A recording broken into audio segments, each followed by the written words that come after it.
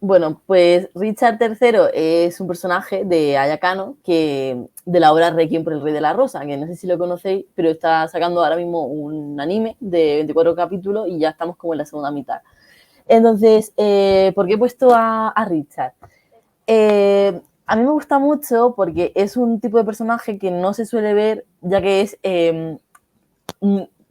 corregidme si me equivoco, ¿vale? Porque los confundo, intersexual, ¿no? No es intra, es inter. Vale, pues es intersexual. Ah, ya acabó. No, Requiem tenía 2 temporadas. Eran 2 partes. Bueno, Bueno, igual, sí. sí, bueno, es un personaje intersexual. Entonces, me gusta mucho cómo se juega porque dentro de la misma obra, ¿no? La autora juega un poco con el tema de eres un demonio. O porque Requiem está basado en la Guerra de las Rosas, que es pues lo mismo que se basa a Juego de Tronos, etcétera, ¿no? Y entonces pues es otra época, cómo se tenía el concepto este de pues eres bruja, no sé qué, pues entonces se le consideraba que eso, que era como un demonio, un maldito, y entonces está bastante guay, porque, no sé, es que es un personaje porque además él mismo, por todo el hate, por todo el odio que vaya recibiendo a lo largo de la historia, llega incluso como a plantearse, a ver, pero yo, ¿qué soy? Pero realmente él mismo a lo largo de, pues termina siendo, en plan, es una cosa y por mucho que, mucha influencia externa, que le digan, no, tú eres este género o tú eres este, al final lo que la obra te termina diciendo, no, no, tú eres realmente lo que tú, cómo te identifiques, ¿no? Da igual tus genitales, da igual cómo te considere la gente, tú eres como tú te identifiques, entonces está muy guay. Y yo he elegido eso por esto. Vale, muy bien. Tengo Maravilloso, yo no entendido lo he que. leído. Sí, Sí, sí, tengo Pablo. entendido que el manga es mejor, ¿no? Que la versión animada Ay, que está Dios, saliendo. no, no, no, no, pero ni la... Eso no, de historia animada, la he comentado, pero eso no existe, ¿vale? Ah, ok, ok. Eso no existe. Bueno, Es que es peor Vale, que, está bien. vale. escúchame, es peor que segunda temporada de Promising Mejor o peor Neverland. que Octasi, Mar. Uf, peor, peor, peor. Aún peor incluso. Ay, vale, vale, vale. Así. Creo que sí ha terminado ya, aunque tenía ¿Sí? 24. Sí, acababa justo en primavera, o sea, esta primavera, Ay, ¿sabes? claro, claro que hemos cambiado ya de temporada. Claro, claro, eso es, eso es. Sí, sí. Vale, pues pasamos al siguiente producción, cuando podamos, a ver cuál toca. Bueno, si es que hay Sí, mucho sí. fan, ¿no? De Pablo, Sí, sí, sí, sí, acá tenemos a de que los quizás yoyos. Drake, no sé si lo vio también por la referencia que hizo en su hilo, quizás sí, Dio Brando de JoJo. Un poco. Yo me adentré hace relativamente poco en el universo de JoJo, pero desde el comienzo ya lo amé. No sé hasta qué punto podría ser considerado un spoiler, pero bueno, Dio Brando es un personaje bisexual. Que no se revela desde el principio a principio eso de la historia, pero bueno, llegado a un punto de la obra que para quienes no lo sepan, Dio es omnipresente en todo JoJo, está presente, aunque no esté presente, siempre está. Y bueno, se revela eso en un punto más adelante. Y creo que ya de por sí toda la obra, toda la obra siempre quiero decirle al mangaka Araragi, me sale Araragi, cosa, pero Araki, en toda la obra de Araki está presente el elemento queer. Araki. Araki, sí. Todo el elemento queer está presente en todos sus personajes, en su diseño, en todo. Y Dio es un personaje, creo que villanos icónicos, como pocos hay.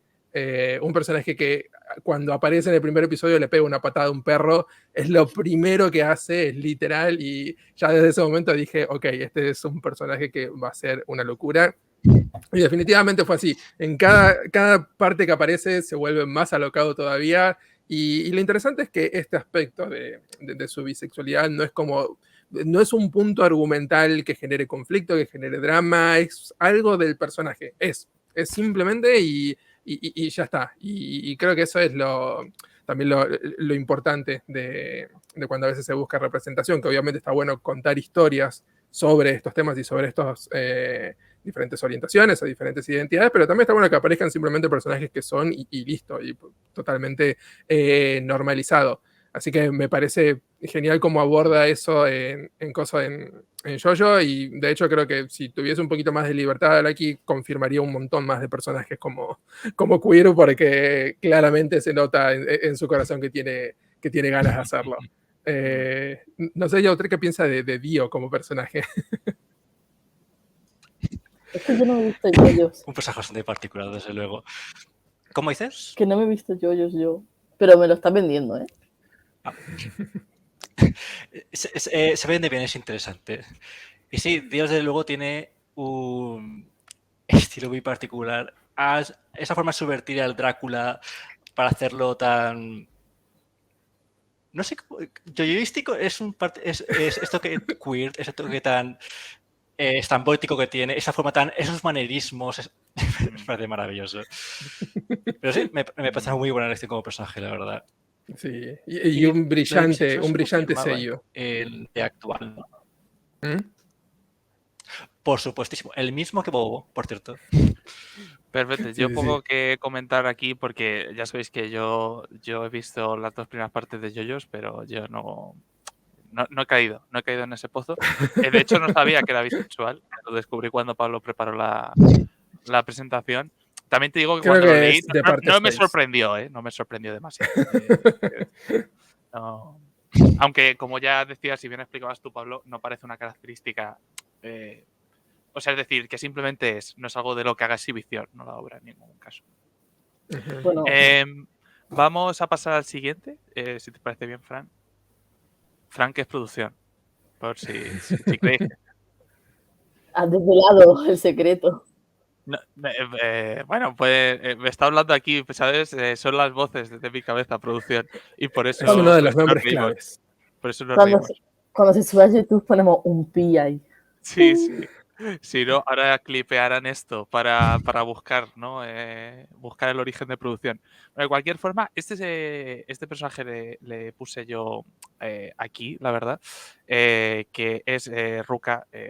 Bueno, está aquí el apellido, pero sí, lo importante, lo conoceréis todos, es esta chica de Steins Gate, que yo ciertamente lo he puesto aquí porque creo que sí era como para mí importante colocar personajes que, sobre todo en esa época en la que yo recuerdo haber visto Steins Gate, yo no estaba, no eras consciente, sobre todo por la edad en la que tienes, un poco pues de lo que es, por ejemplo, la transexualidad, ¿no? Vamos a decir. Y de hecho, lo estáis comentando aquí por el chat, Steins Gate no es un anime que trate bien la transexualidad, de hecho no lo hace. Nada bien. Hay situaciones súper violentas relacionadas con este personaje de Ruka. Pero precisamente yo creo que por eso de que trata tan mal la transexualidad y por este tipo de situaciones tan horribles, yo creo que el personaje en sí no está mal, porque sí yo creo que abre la mente a muchas personas, o sobre todo gente joven que no esté muy apegado a lo que es la transexualidad, ¿no?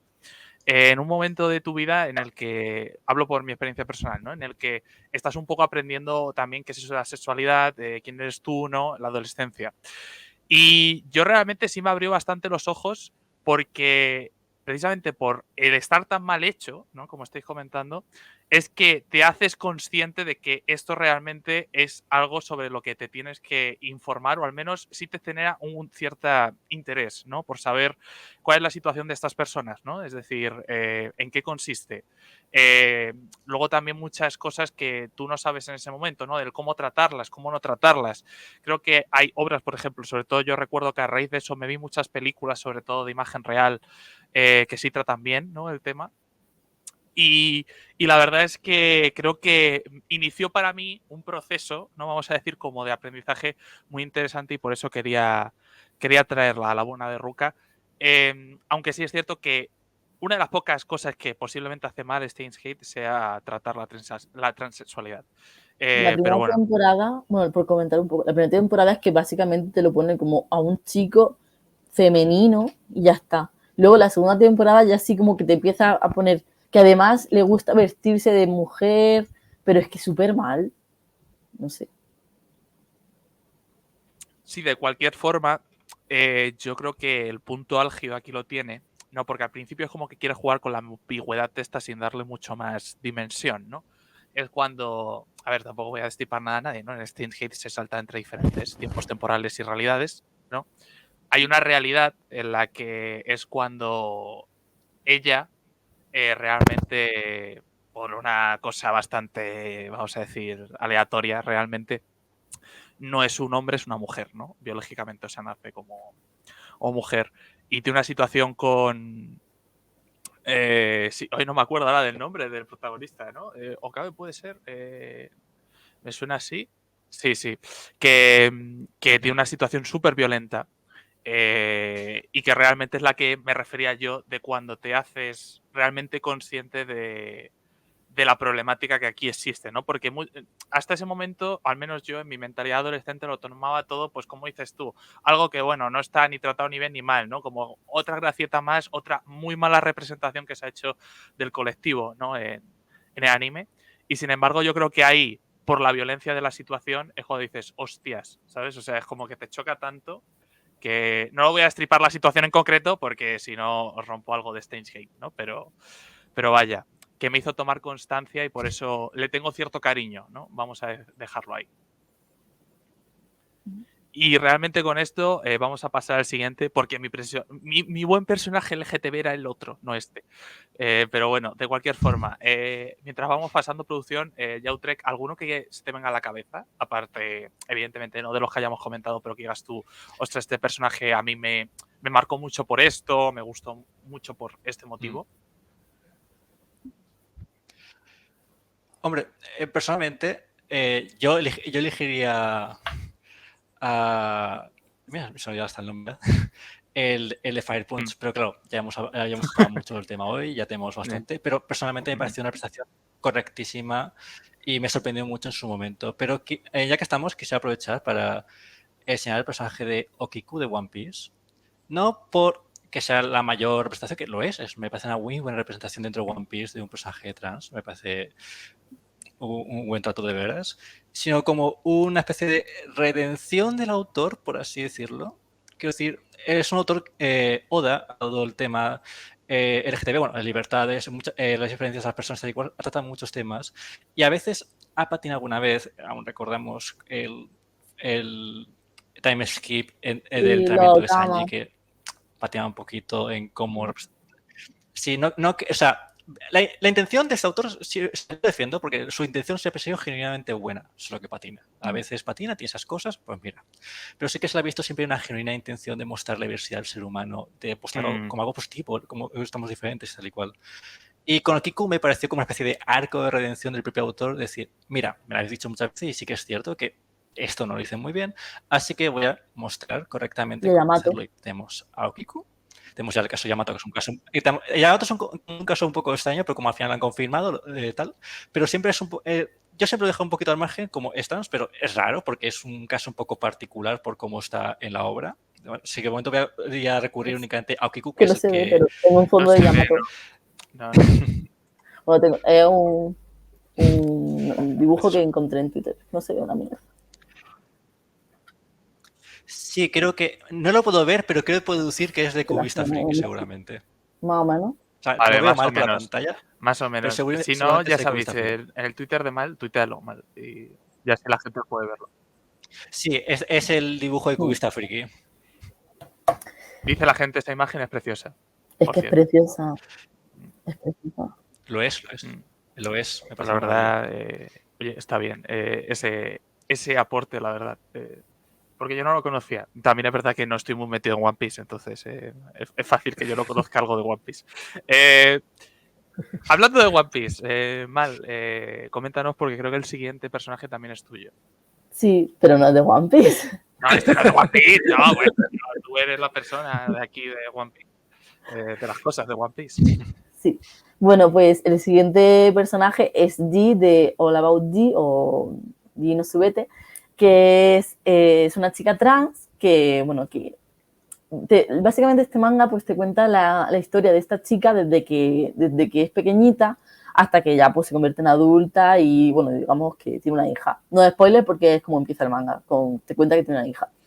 Entonces, me gusta mucho porque es que puedes ver como desde un principio ella es de esa forma. Y aunque le han pasado cosas muy terribles, a mí es que, como ya sabréis, pues me gustan las cosas duras. No iba a decir malas, ¿vale? Pero me gustan las historias duras. Entonces, aunque a este personaje le van pasando cosas duras durante toda su vida, al final un poco lo que le salva es eso mismo, ¿no? Es como es ella.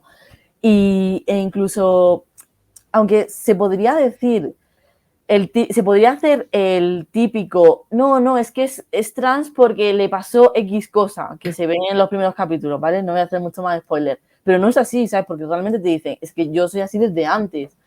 No sé, me parece muy bonito y es, no sé, es que me parece simplemente, amo esa historia, porque amo a Sumiko Nakamura y no sé, cualquiera que tenga la oportunidad de leerosla, porque son 3 tomitos, es muy bonita, te va contando, bueno, es que la historia es que tiene muchas cosas también, porque además de jugarte con su propia identidad de género, también te juega pues con la sexualidad, entonces lo trata todo, míralo. Es que no quiero meterme más en spoiler, pero no sé. Vale. Lo respetamos. Como tiene muchas cositas ahí, pues con nada que cuente algo ya va a salir. Pero bueno. ¿Alguno de vosotros la ha leído, aparte de Mal? Pregunta. Yo no, ¿eh? Vale, entonces aquí no podemos hacer comentarios. Nos tendremos que fiar de Mal. Anotado igual. Que bueno, que también hay que decir, es un poquito un salto de fe en según qué situaciones. Así que cada uno bajo su criterio. A ver, claro, es un manga. Quienes conozcan a Sumiko Nakamura, pues sabrán que es una autora que le gusta un poco las cosas duras, explícitas. Pero ¿cómo duras? Duras tipo pedofilia, violaciones. O ¿vale? sea que para las señoras de 40 años como yo que se escandalizan fácilmente, ¿no lo recomiendas? No, y para niños que están empezando tampoco, ¿vale? Aunque que hay muchos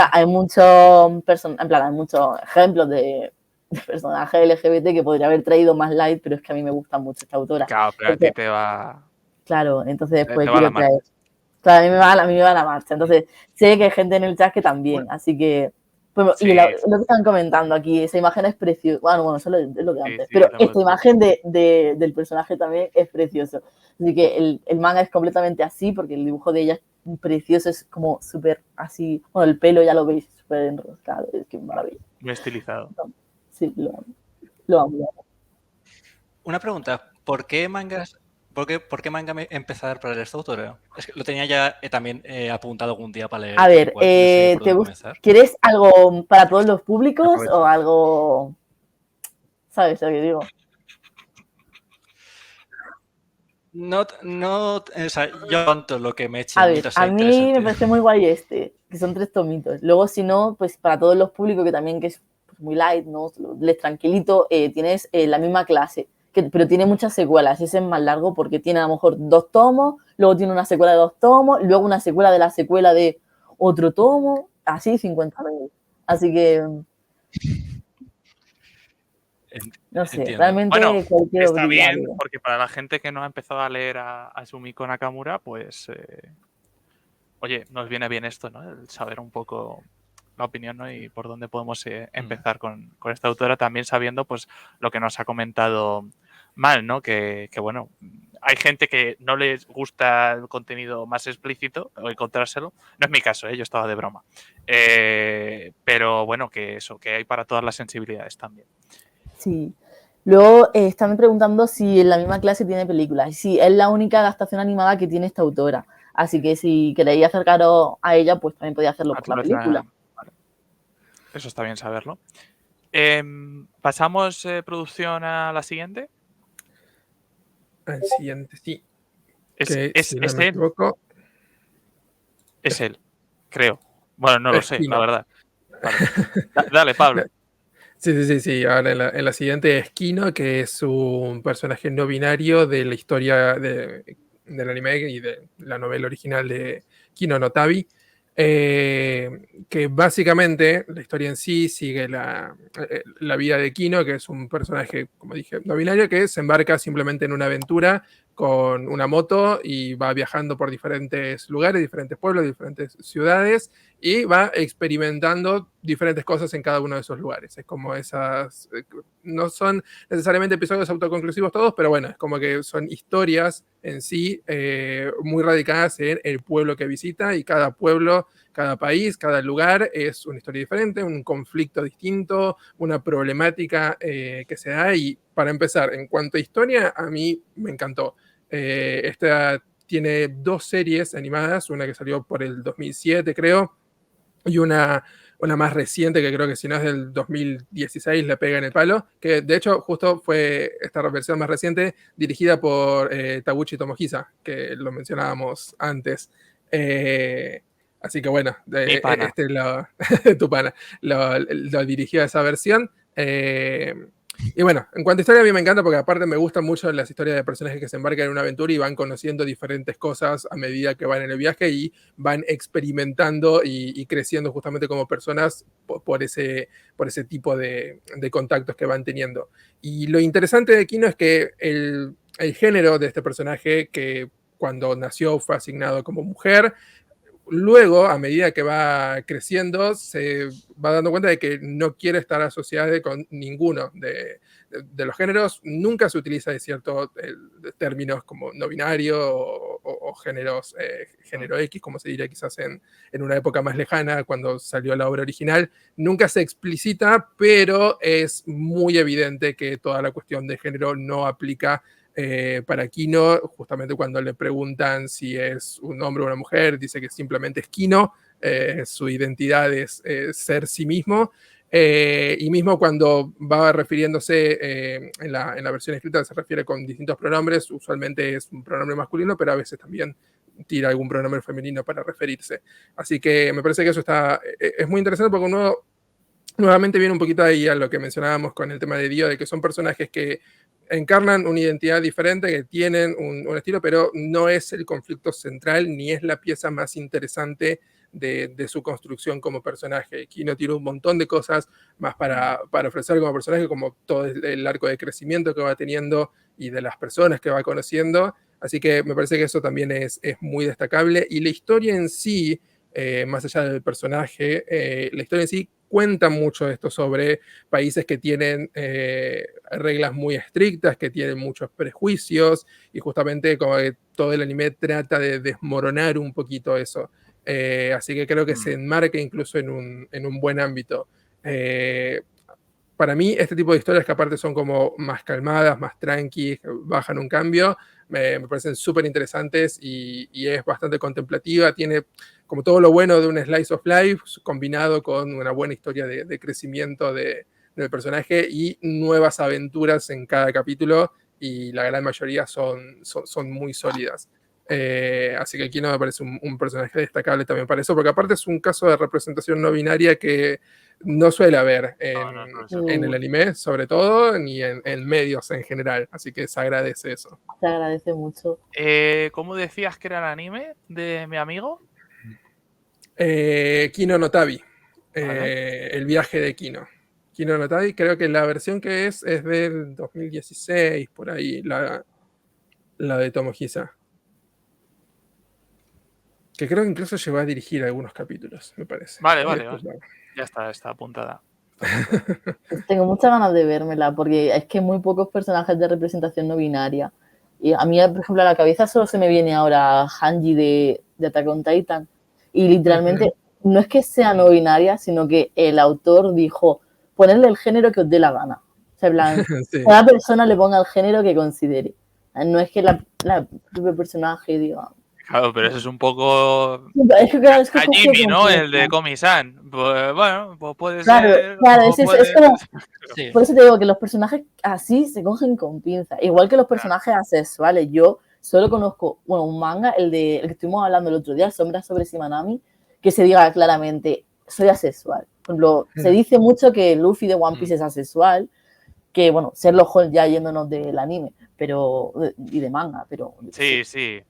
No hay Claro, representación. pero eso es un poco también, entiendo que por lo que comenta Pablo, y creo que aquí lo había soltado o lo había deslizado Yautrek, pero es verdad que al final lo que es la sociedad japonesa súper conservadora en estos aspectos, es como que incluso aunque un autor sea, o cualquier mangaka también, ¿vale?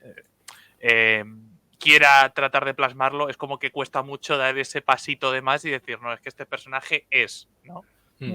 Prefieren jugar a la ambigüedad, ¿no? Sí, básicamente. Sí. Sí. Al menos poco a poco va camino a mejor. Las nuevas generaciones de Sí, mangakas eso es verdad. van encaminando esto muy bien. Estoy Mm. bastante contento de ese aspecto. Sí. Sí, Y no, sí, sí, sí, de no binario ahora mismo estoy pensando y no, puedes decir sin ningún sexo, como puede ser Houseki no Kyuni, que bueno, son gemas, claro, Sí. hacen un poquito de trampa, pero no se me ocurre la verdad ahora mismo ninguna de primeras. Pero dentro de Houseki no Kuni, yo creo que si Sí, quitamos están la escena... posicionados.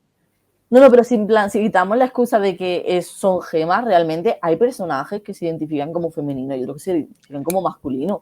A mí no me jodas, vale. Si yo creo que... Lo sé. O sea, yo creo que las gemas es como la excusa para decir, venga, sí, aquí no hay género. O sea, en plan, tú vas a hacer lo que tú te identifiques y no va a haber genitales. Pero realmente hay personajes, obviamente, Kairgol, no sé cómo se pronuncia, no sé cómo... Kaiko, el que tiene capas, ¿no? ¿Dices? Sí, la negrita, sí, en plan... Sí. Pues es que obviamente se identifica como un personaje femenino. Y luego, por ejemplo, Star Post, que para mí se identifica más con un masculino, o me da la impresión, o incluso no binario, pero no sé, hay dentro de esa serie. Ya, siempre digo que hay un poquito de mira, a menos se puede pensar, hay algunos personajes de ahí que a menos puedes decir que mira, parece que sí, tal, no se deja muy claro. Hay unos que tienden a una dirección, otros que otra, pero mira, al menos eso lo agradezco dentro de cabe. Sí. El que, aunque sea dentro de la ambigüedad, que... Aunque sea modo Claro, fábula, igual exacto. que abstraes la sociedad en una fábula de animales, pues lo pones Claro, ahí, mira, exacto. pues juegas un poquito con eso. Exacto. Claro. Vale, pues la verdad muy interesante esto que has comentado, Pablo. Vamos a pasar al último que tenemos preparado, si no recuerdo mal. Estoy aquí dudando un poco. Debería ser el mío. El bueno. Sí, ¿no? Oh, sí, maravilloso. Y evidentemente ahora aquí vengo a dar mi charla TED. Un segundo. Diego, véndemelo bien, que yo no me he visto Ghost in the Shell. Evidentemente, yo sí tenía que hablar de mi personaje favorito. Ha tocado temática LGTB, pero yo tenía que hablar de la mayor, Modoko Kusanagi, ¿vale? Que sí quiero comentar de ella que al principio este personaje se ha desarrollado mucho con las adaptaciones y con el nuevo contenido de Ghost in the Shell y que en un principio no nace como un personaje que tenga, vamos a decir, o sea, nace como un personaje que realmente es un reclamo, ¿vale? Para los lectores masculinos. O sea, que se podría decir que sí sería, pues, heterosexual, es decir, para el reclamo de ventas, ¿no? Y de vender manga, porque al final hay que recordar de dónde viene Ghost in the Shell. De hecho, bueno, la portada y, bueno, la contraportada, y, bueno, pues os podéis imaginar que esto tenía una pretensión, ¿no? De ser manga de un cierto carácter erótico, ¿no? En un primer momento. Sí es cierto que la obra evoluciona mucho, incluso el propio Masamune Shirow sí va dándole un carácter mucho más maduro y ya en los últimos tomos, vamos a decir, los últimos capítulos de Ghost in the Shell del manga, como luego se desarrolló tanto en la película como en el anime posterior, el Standalone Complex, en la primera y la segunda temporada, el personaje de la mayor sí, aunque no se viene a decir nunca, sí se tiene o mantiene, vamos a decir, tanto relaciones sexuales como sentimentales, o sea, entender, con personajes tanto femeninos como masculinos. Entonces,